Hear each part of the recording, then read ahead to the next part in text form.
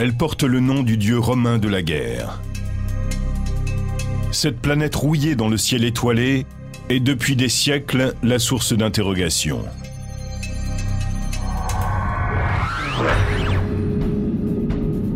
Pourrait-elle abriter une civilisation rivale de la nôtre? Est-ce vraiment un visage que l'on voit à sa surface? Cette mystérieuse voisine du système solaire nous captive encore aujourd'hui. Elle pourrait être la base d'une future colonisation et conserve des secrets biologiques vieux de 4 milliards d'années. Mars, la planète rouge, détient peut-être la clé de notre avenir et celle de notre passé.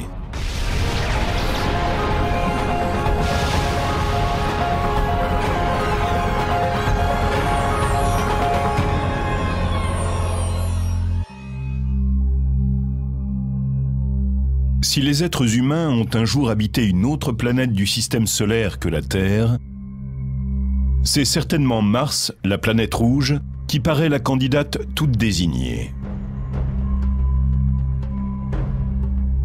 Un visiteur venu de la Terre verrait ici de nombreux paysages qui lui rappelleraient ceux de chez lui.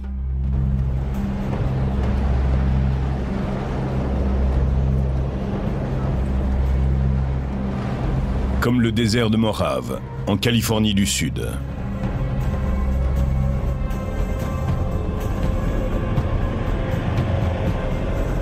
Pour le géologue, astronome et biologiste Ken Nielsen, ce désert ressemble tellement à Mars qu'il vient ici pour essayer de mieux comprendre les conditions qui règnent sur la planète rouge.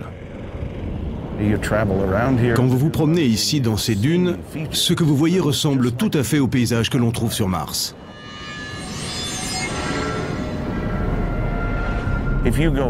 Ensuite, si vous commencez à observer autour de vous, vous verrez des collines rouges, pleines d'oxyde de fer, comme sur Mars.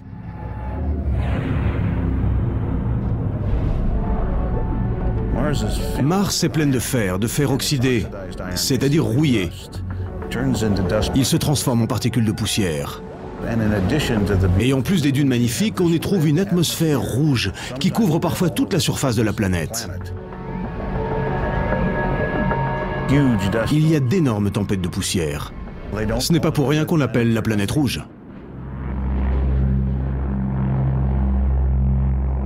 Si une grande partie du sol martien ressemble à celui de la Terre, certains paysages géologiques dépassent tous ceux qu'on peut trouver sur notre planète.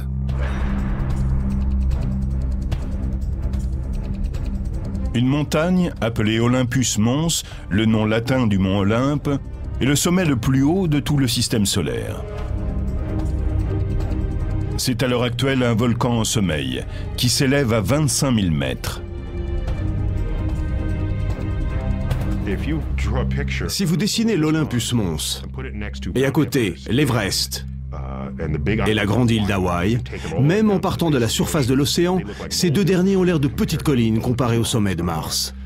Cette montagne est si vaste et sa base tellement immense que l'on peut être sur un de ses versants et ne pas se rendre compte qu'on est sur un volcan avant d'arriver au sommet.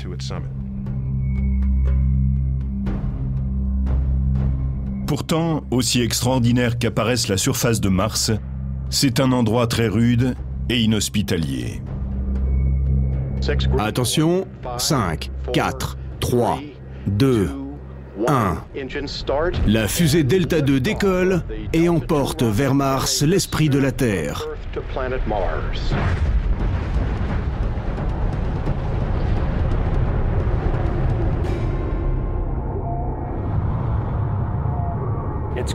Elle est froide, sèche et désolée.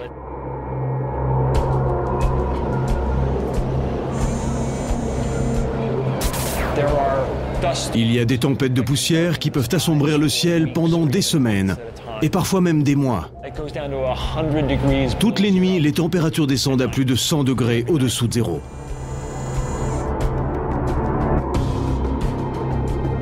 Ajoutons à cela que l'atmosphère ne contient pas d'oxygène. L'air martien et ses rares formations nuageuses sont presque entièrement composés de dioxyde de carbone. Ce n'est pas un endroit très sympa. Vous ne serez pas heureux là-bas.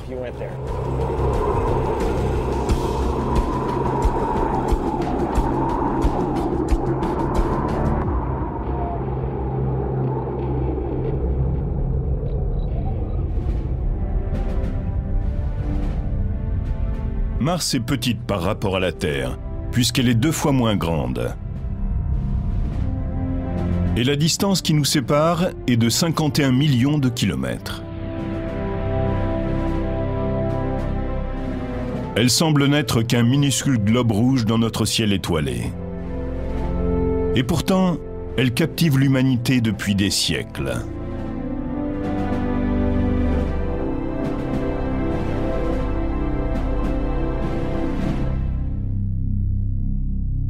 La planète tient son nom du dieu romain de la guerre.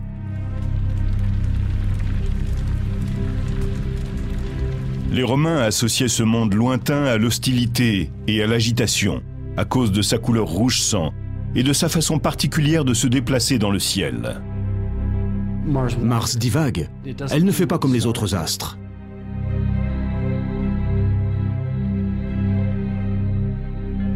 Parfois, elle semble même aller à reculons.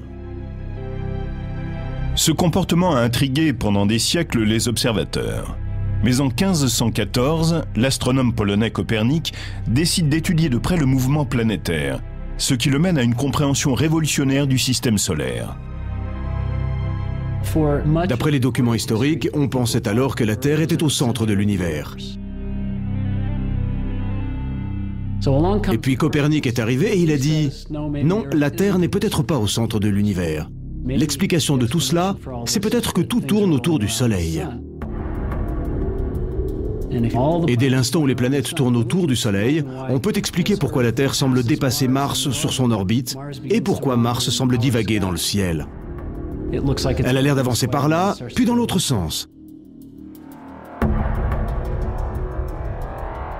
À l'époque où Copernic observait le ciel, Mars et la Terre suivaient leurs orbites respectives depuis 4,5 milliards d'années.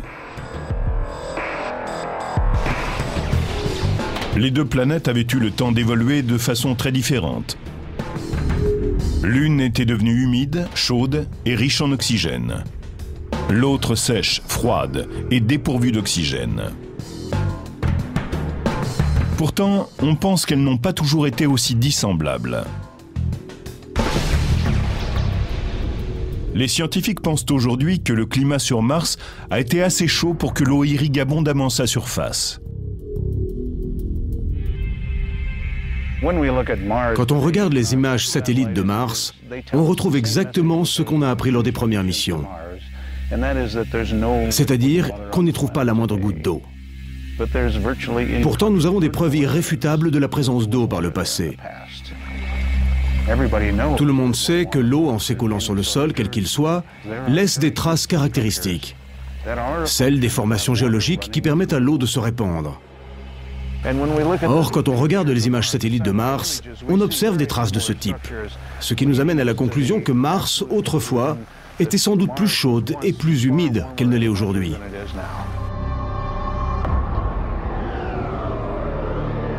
Il est certain qu'aujourd'hui, Mars est un désert implacable. Mais alors, que s'est-il passé? Quel processus cosmique a pu provoquer une telle transformation de la 4e planète du Soleil?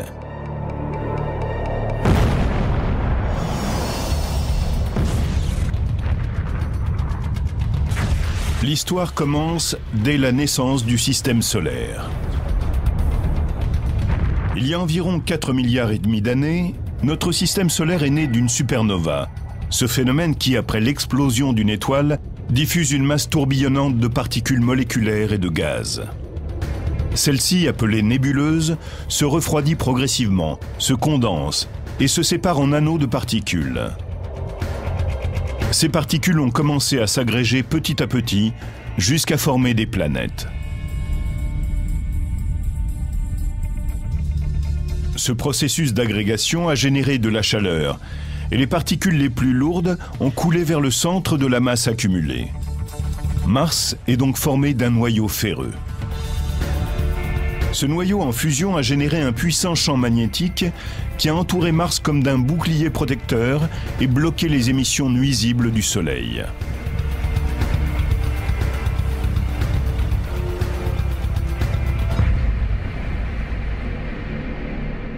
Il y a une pression constante qui vient du Soleil et exercée par ce que nous appelons le vent solaire. C'est un plasma, constitué de protons et d'électrons, de rayons cosmiques, de toutes ces particules chargées qui pourraient ioniser l'atmosphère, qui pourraient le bombarder, comme nous disons. Mais en fait, Mars a perdu son bouclier protecteur et la majeure partie de son atmosphère. Et en cessant de s'agrandir, la planète a commencé à se refroidir. Le noyau de fer n'était plus en mesure de générer ce champ magnétique. Alors le vent solaire aurait commencé à balayer la surface de Mars. C'est un scénario auquel beaucoup croient.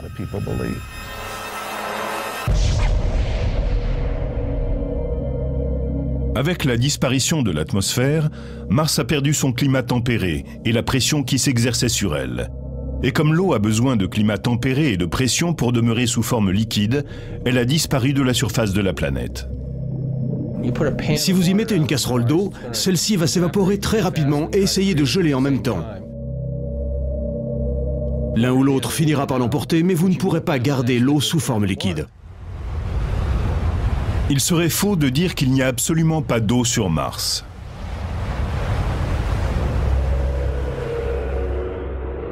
Si sous forme liquide elle ne peut rester sur Mars, il en va différemment pour l'eau gelée, la glace. Certains indices laissent penser qu'aujourd'hui encore, des tonnes de glace pourraient être stockées sous les calottes polaires de la planète. Le saint Graal de l'exploration spatiale est peut-être enfermé dans des glaçons.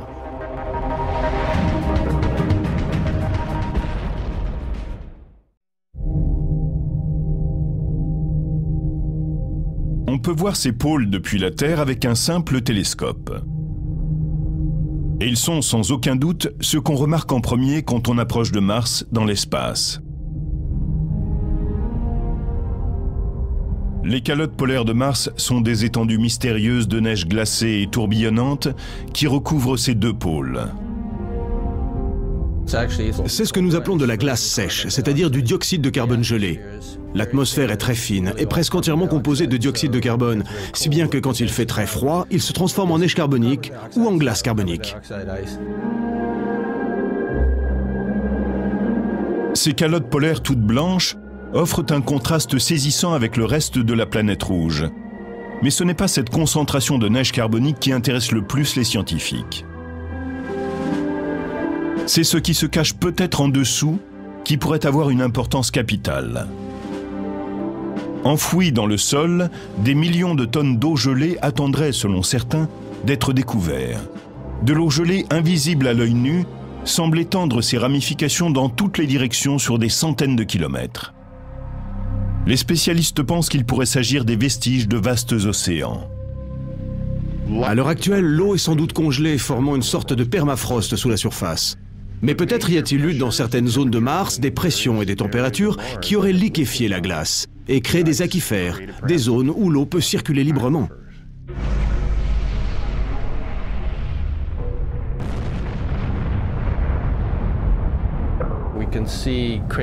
On voit des cratères. On sait qu'un astéroïde a heurté Mars et projeté en l'air des tas de matériaux.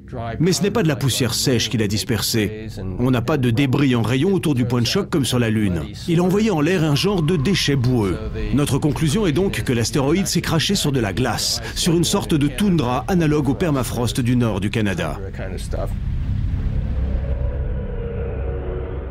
Les vaisseaux spatiaux en orbite autour de Mars ont capté des signes qui tendraient à démontrer la présence d'eau gelée sous les calottes polaires. Les relevés approximatifs des sols ont indiqué un fort niveau d'hydrogène. L'eau est constituée d'une part d'oxygène pour 2 parts d'hydrogène. La présence de glace enfouie dans ces zones semble donc indiscutable. Mais si ces découvertes sont relativement récentes, cela fait plus d'1 siècle qu'on spécule sur la présence d'eau sur Mars.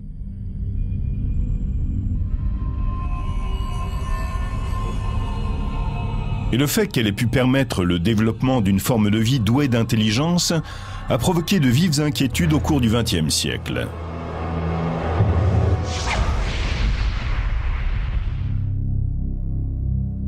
C'est en 1610 que des astronomes pointèrent pour la première fois leur télescope vers Mars. La technologie a fait depuis de grands progrès et l'image de la planète rouge se précise de jour en jour aux yeux des observateurs terriens. Mais en 1877, à travers leur télescope, les astronomes voyaient cette lointaine planète à la taille d'une pièce de monnaie qu'ils auraient tenue au bout de leurs bras tendus. En comparaison des moyens dont nous disposons aujourd'hui, tout cela n'est guère impressionnant, mais pourtant ces instruments ont permis au directeur de l'Observatoire de Milan, Giovanni Schiaparelli, de tracer un plan de la surface de Mars et de donner un nom à ses particularités géologiques. Il a observé le visage brumeux et changeant chaque nuit pendant des mois. Et il voit alors ce qu'il pense être un enchevêtrement de lignes à la surface de Mars. On comprendra plus tard que ce qu'il voyait n'était pas tout à fait ce qu'il y a là-haut, mais juste l'image qu'il percevait grâce à son télescope rudimentaire. Le célèbre astronome italien dessine ces lignes et leur donne un nom. Pour Schiaparelli, ces lignes étaient des canaux, mais il ne savait pas vraiment ce dont il s'agissait. Le nom italien qu'il leur a donné est canali. Cela aurait dû être traduit par chaîne, comme des chaînes montagneuses, mais ça l'a été à tort par canaux.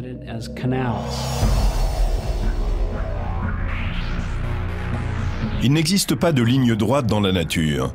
C'est pour cette raison que les dessins de Schiaparelli ont pu permettre à certains de penser qu'une forme de vie intelligente existait sur Mars. C'est une idée saisissante, dont les astronomes de l'époque ont débattu âprement.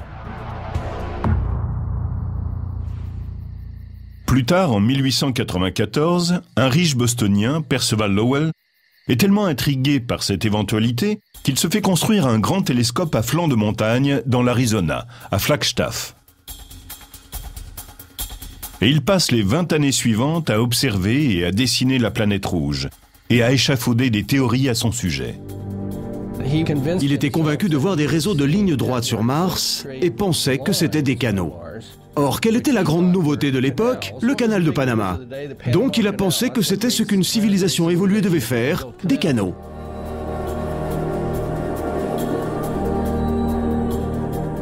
Ceux de Mars auraient donc servi à transporter l'eau à partir des pôles. Il savait que la planète était froide, sèche et loin du Soleil, et il s'est dit, bien sûr, il faut déplacer l'eau pour vivre sur Mars. L'idée qu'il y avait une civilisation sur Mars a emballé tout le monde.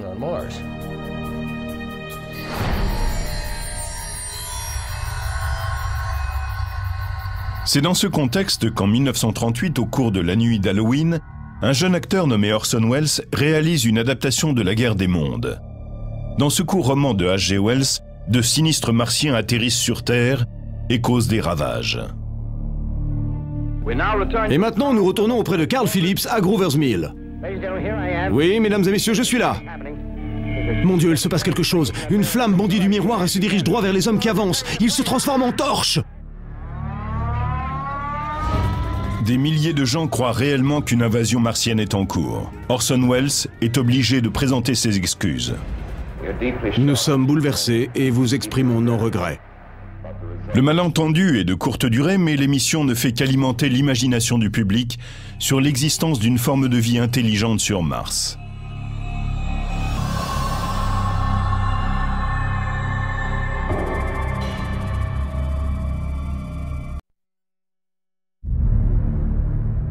Cette planète intrigue les terriens depuis des milliers d'années. Et ce n'est qu'au milieu du XXe siècle qu'on en a enfin eu une vision plus précise.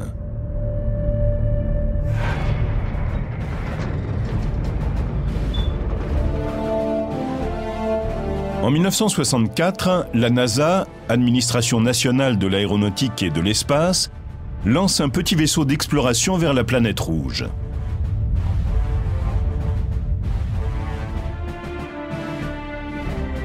Mariner 4 est équipé d'une caméra. Il a pour mission de survoler Mars et d'envoyer des images vers la Terre. Il ne pourra effectuer ce passage qu'une seule fois.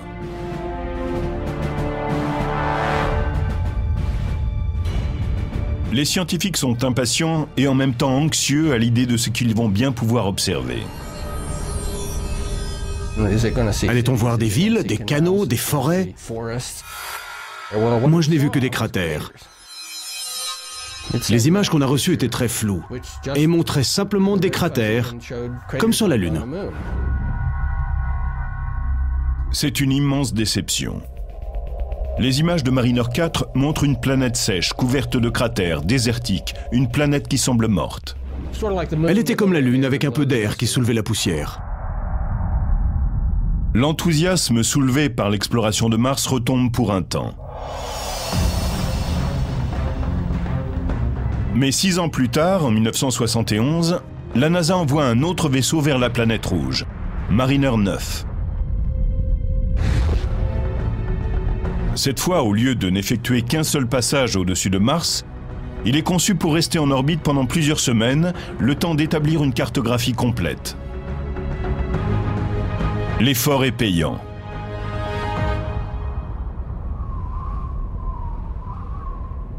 Après avoir attendu la fin d'une tempête de poussière qui balaie la planète, Mariner 9 commence à envoyer des images spectaculaires.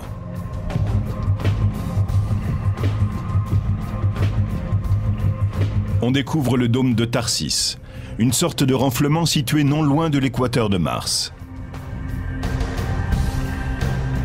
Ce dôme est le résultat d'une activité volcanique importante sur un espace très concentré.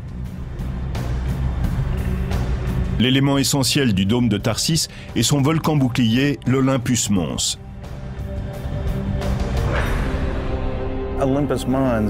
L'Olympus Mons est large de 540 km. Il pourrait couvrir l'État du Missouri. Si un volcan de cette taille entrait en éruption, il recouvrirait probablement les États voisins. Et ma maison dans l'Iowa serait ensevelie sous la lave.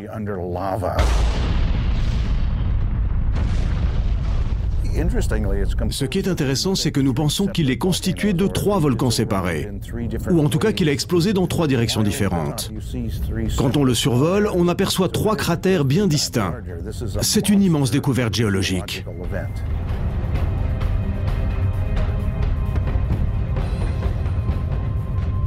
Si vous étiez sur son flanc qui s'élève de façon très douce et le sommet est très loin, à plus de 150 km, vous ne sauriez pas que vous êtes sur un volcan. C'est dire à quel point il est énorme. Et l'Olympus Mons n'est pas le seul. À quelques centaines de kilomètres de là, vers le sud-est, on trouve 3 autres volcans placés en diagonale à intervalles réguliers. Et chacun d'entre eux est plus grand que n'importe quel volcan sur Terre. Mais aussi magnifique qu'elle soit, la région de Tharsis n'est pas le seul élément géologique spectaculaire découvert par Mariner 9.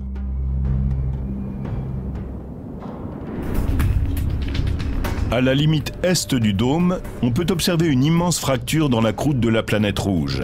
Elle a été nommée Vallée Marineris, en l'honneur du vaisseau Mariner 9. Regardez, elle est aussi vaste que les États-Unis. Elle est vraiment très nette. Vous connaissez le Grand Canyon. Gonflez-le, filez-lui des stéroïdes jusqu'à ce qu'il atteigne la taille des États-Unis et vous aurez la vallée Marineris.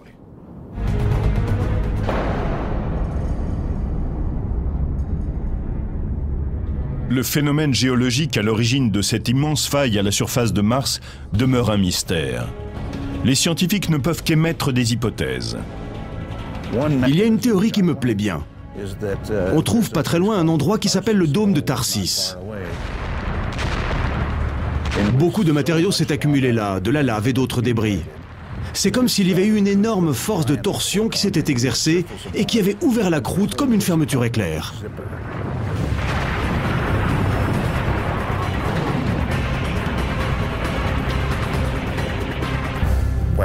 Je ne sais pas si c'est vrai, mais il faut qu'il y ait eu un phénomène qui ne ressemble à rien de ce que nous connaissons pour expliquer l'origine de cette faille.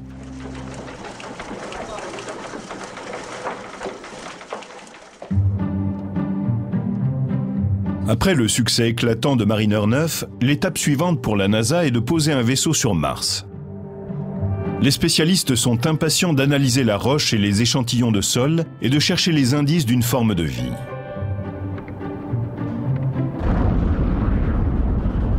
En 1976, la mission Viking arrive sur la planète précisément dans ce but. Elle emporte 2 sondes. L'une doit se mettre en orbite et cartographier le sol martien, L'autre est un module d'atterrissage équipé de robots. On arrive, on racle le sol et on ne trouve rien du tout. Mars a l'air d'être un endroit froid, sec et mort.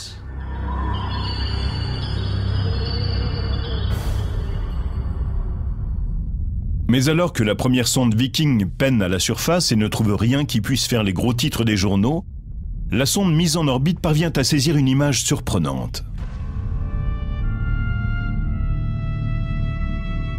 Alors qu'elle survole une zone appelée Sidonia, elle capture dans le faisceau de ses projecteurs une image d'une formation géologique qui ressemble à une figure humaine.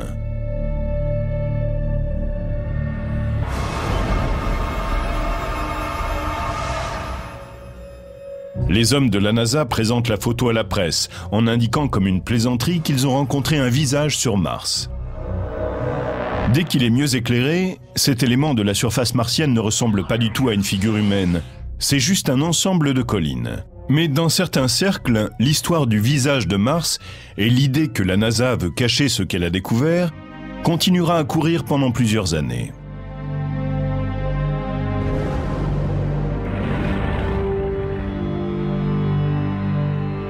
D'un autre côté, les fans de Mars doivent affronter la dure réalité après la mission Viking.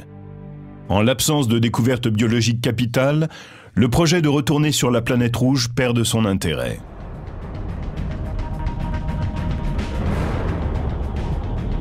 Et puis en 1984, un jeune scientifique en expédition dans l'Antarctique fait une découverte qui donne immédiatement un nouvel élan à la quête d'une vie inconnue sur Mars.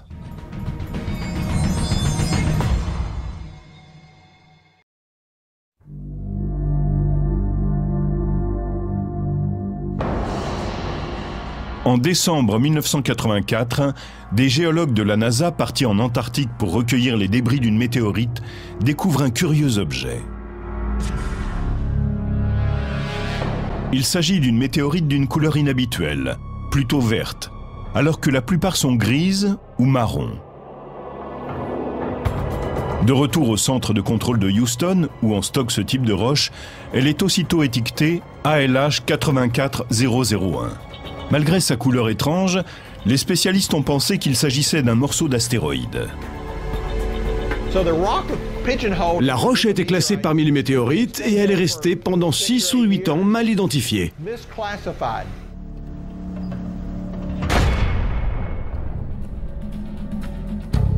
Puis, au début des années 90, un analyste qui effectue des recherches sur les astéroïdes place un morceau d'ALH 84001 sous un microscope à électrons. Il se rend vite compte qu'il n'est pas en train d'observer une météorite classique. Il a sous les yeux un morceau de la planète rouge. La pierre présente des caractéristiques analogues à celles d'une autre météorite martienne trouvée en 1979. D'autres spécialistes commencent à étudier cet échantillon et sont stupéfaits lorsqu'ils découvrent ce qui ressemble à des globules de carbone. Car le carbone, du moins sur Terre, est la base même de la vie. C'est David McKay qui dirigeait le groupe de recherche. Ce qui a commencé à m'intriguer, ce sont les carbonates. Je me suis dit, « Hey, ces carbonates ont vraiment un drôle d'air, comment se forment-ils? On va aller voir ça de plus près. » Un examen approfondi mène à une découverte encore plus surprenante. Le type de processus chimique à l'œuvre dans ces globules est associé sur Terre à la vie. Une image obtenue par un microscope électronique à scanner présente une structure qui pourrait bien être de nature biologique. On dirait un peu un ver. Serait-ce une trace de vie primitive sur Mars? Je pense que ce ver relève de la biologie. Il est peu probable qu'il s'agisse d'un fossile entier de bactéries. Cela pourrait être un morceau de bactérie ou un élément, mais de mon point de vue, c'est un élément biologique.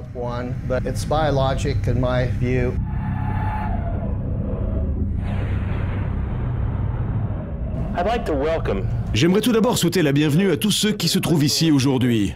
C'est un jour incroyable et très excitant pour moi. En 1996, après plus de 2 ans d'études, durant lesquelles 4 séries différentes de preuves ont été réunies, l'équipe est prête. Elle émet une hypothèse. Il est bien possible qu'ALH 84001 contienne la preuve qu'il y a eu une forme de vie sur Mars. Donc nous en concluons que c'est la preuve qu'il a existé une forme de vie sur Mars. La NASA donne une grande conférence de presse, mais personne n'est convaincu. Les laboratoires du monde entier réclament des échantillons pour effectuer leurs propres analyses. Finalement, après des mois de débats parfois envenimés, tout le monde se met d'accord pour dire qu'il n'y a pas de consensus. On publie des articles qui appuient la déclaration de la NASA, mais ceux qui démolissent cette théorie sont bien plus nombreux. Je peux avoir la première diapo, s'il vous plaît? Les images que vous voyez là pourraient représenter tout un tas de choses. De nombreux chercheurs sont convaincus que ce qu'on voit dans cette pierre, et qui semble indiquer la présence d'une forme de vie sur Mars, pourrait ne refléter qu'une activité minérale. Pour la plupart des gens, il n'y a pas d'activité biologique dans cette météorite venue de Mars. L'hypothèse de départ de Dave est fausse. À mon avis, à ce stade, il est trop tôt pour émettre une hypothèse. Je ne pense pas que le travail soit assez avancé pour que l'on puisse dire grand-chose.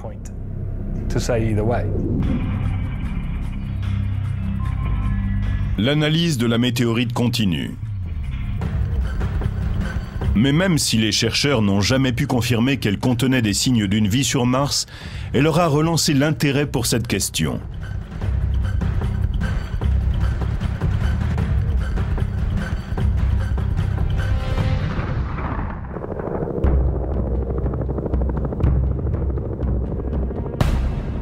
Étrangement, ce nouvel élan conduit à nouveau les spécialistes en Antarctique.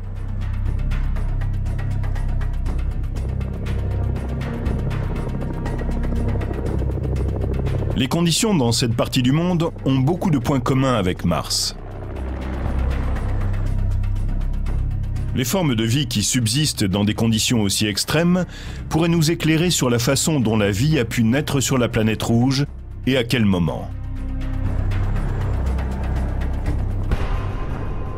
Dale Anderson, astrobiologiste environnemental, se concentre sur le lit des lacs qui sont couverts à longueur d'année par une banquise très épaisse. La plupart des gens pensent qu'à cause de ces épaisses couches de glace, on ne trouverait rien que des pierres, et qu'il n'y aurait pas grand-chose, si ce n'est rien, au fond de ces lacs. La couche de glace qui empêche la navigation peut atteindre jusqu'à 5 mètres d'épaisseur. Mais plutôt que de l'ouvrir à l'explosif ou d'y percer des trous et de troubler son écosystème, Anderson et son équipe ont choisi une technique beaucoup plus respectueuse. C'est cet énorme rouleau de tuyaux de cuivre qui va permettre de pratiquer une ouverture.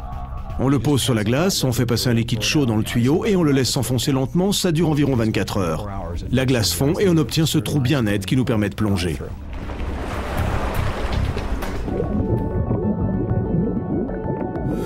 Les plongeurs entrent dans l'eau vêtus de combinaisons qui les protègent entièrement. Et ce qu'ils découvrent au fond de chaque lac de l'Antarctique, ou presque, témoigne véritablement de la ténacité de la vie. Des tapis d'organismes microbiens prospèrent dans ces environnements frigorifiés, où la lumière du soleil ne pénètre pratiquement pas. La plupart des gens pensent que si au fond des lacs, on dispose de moins d'1% de la lumière de la surface, la photosynthèse ne peut s'opérer. Pour eux, il n'y aurait pas assez de lumière pour vivre.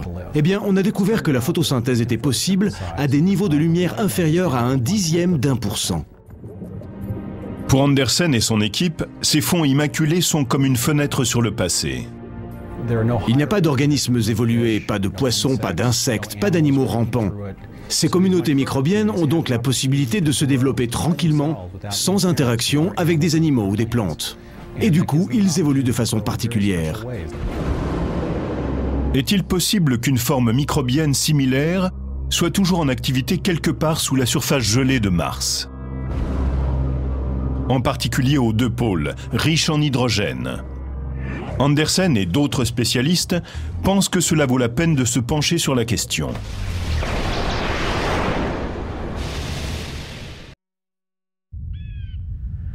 Attention, 10, 9, 8, 7, 6, 5, 4, 3, 2.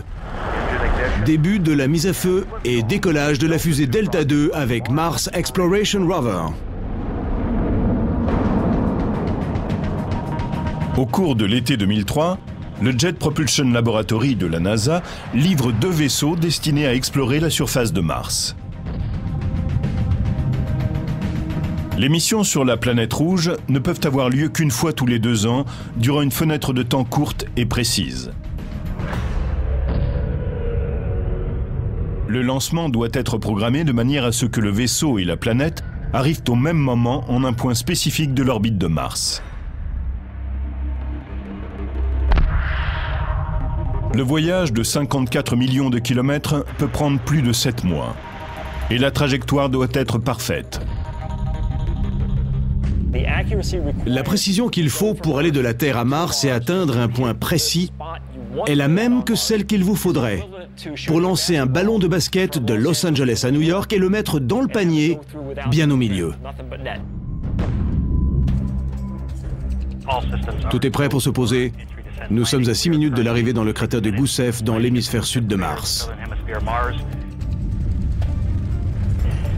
Vitesse actuelle, 2000 km/h. Parachute dans 5 secondes.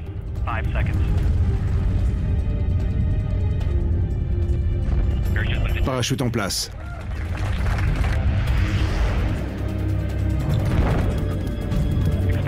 Sortie de la fusée à mon signe.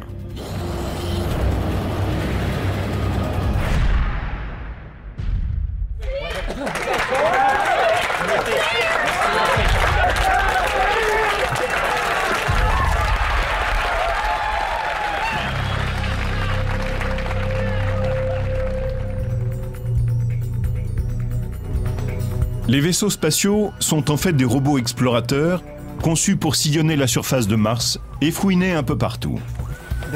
Les rovers sont des robots géologues. Leur fonction, c'est d'être nos yeux, nos pieds, nos mains à la surface de Mars. Nous découvrons la planète à travers eux. Ils peuvent se déployer, toucher les rochers. Ils ont un appareil pour gratter la roche. On l'appelle le RAT. C'est un outil abrasif équipé d'une pointe en diamant. Il nous permet de creuser à l'intérieur d'une pierre et de voir ce qui s'y trouve. Ils ont des capteurs au bout de leurs bras.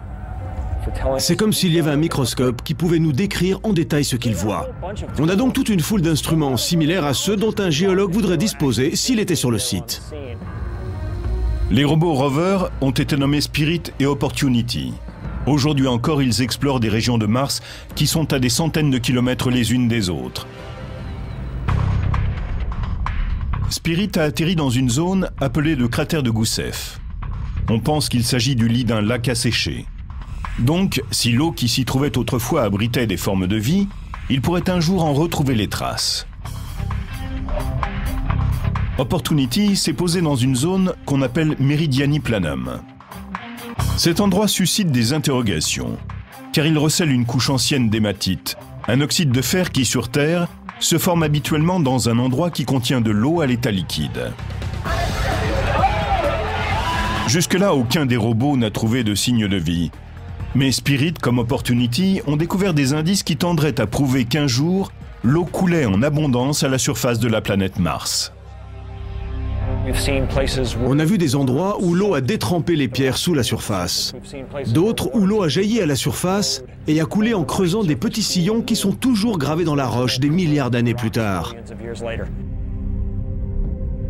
Mais aucun robot n'est allé assez près de cette sorte de toundra qui couvre actuellement l'eau gelée des pôles.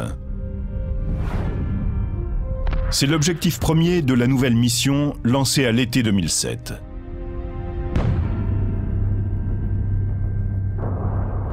La mission Phoenix a pour projet de déposer un atterrisseur dans la région du pôle nord de Mars. Celui-ci dispose d'un bras équipé d'une pelle, à l'aide duquel il creusera le sol de la planète. C'est Peter Smith de l'Université d'Arizona qui dirige le projet. Notre mission scientifique est entièrement consacrée à la compréhension des propriétés du sol, de son interaction avec la glace, des propriétés de la glace même et de son interaction avec l'atmosphère. Nous n'avons qu'une possibilité pour l'étudier, c'est d'utiliser le bras du robot comme une petite pelle. Il va creuser une petite tranchée et nous fournir des échantillons de glace et de sol. Et avec un peu de chance, des échantillons de sol humide, si on peut en trouver. Ensuite, on analysera ces échantillons avec des instruments sur le pont de notre vaisseau spatial. L'atterrisseur émettra des signaux depuis la surface de Mars et transmettra ainsi son rapport d'analyse des sols et de la glace. Mais avant même que Phoenix ait le temps de décoller, un nouvel épisode prend place dans la saga de l'eau martienne.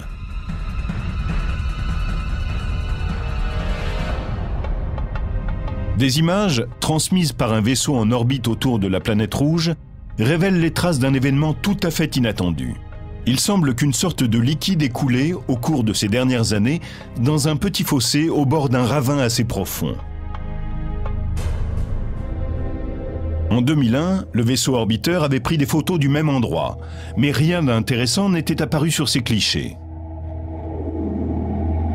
Cette fois-ci, on voit dans le fossé un résidu blanc déposé là sans doute par un écoulement de liquide, peut-être à l'endroit où de l'eau aurait jailli du sol et coulé sur une certaine distance avant de se transformer en vapeur et disparaître. Les spécialistes ne comprennent toujours pas ce qui a pu provoquer cet écoulement, mais beaucoup pensent que c'est la conséquence de la chaleur qui existerait encore à l'intérieur de la planète. De toute évidence, il s'agit d'une planète qui a connu une activité volcanique. Beaucoup d'entre nous espèrent encore trouver dans certains endroits des phénomènes hydrothermaux. Non pas simplement pour avoir de l'eau liquide, mais parce que celle-ci indiquerait la présence d'un environnement où la vie aurait pu se développer et même se maintenir. Le but de tout cela est bien entendu la recherche de formes de vie. Quand tout est dit, l'engin prend le relais de cet extraordinaire exploit scientifique et explore la planète rouge, porté par le pressant désir de l'humanité de savoir si la vie existe quelque part ailleurs, dans les vastes étendues spatiales. Je pense que depuis l'aube des temps, les hommes ont cherché à savoir pourquoi ils étaient là, ce qu'il y a là-haut, et s'il existe plus que ce que l'on voit.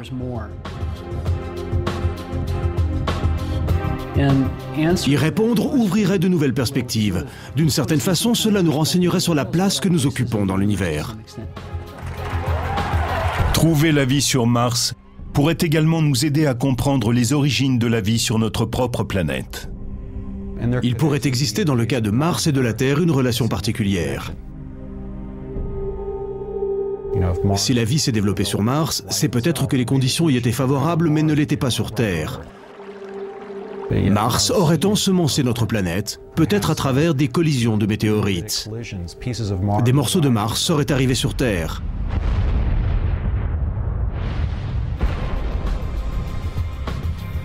Ils seraient arrivés avec des cellules de vie qui s'y seraient développées. Peut-être sommes-nous tous des Martiens, à moins que ce ne soit le contraire et que la vie soit née ici pour se déplacer ensuite sur Mars. Si on trouve une preuve de vie sur Mars, sachant que la vie existe aussi sur la Terre, c'est qu'il y en a probablement ailleurs. Dans ce cas, l'univers serait sans doute indissociable de la vie. Et dans le cas contraire, nous pourrions nous sentir uniques en notre genre.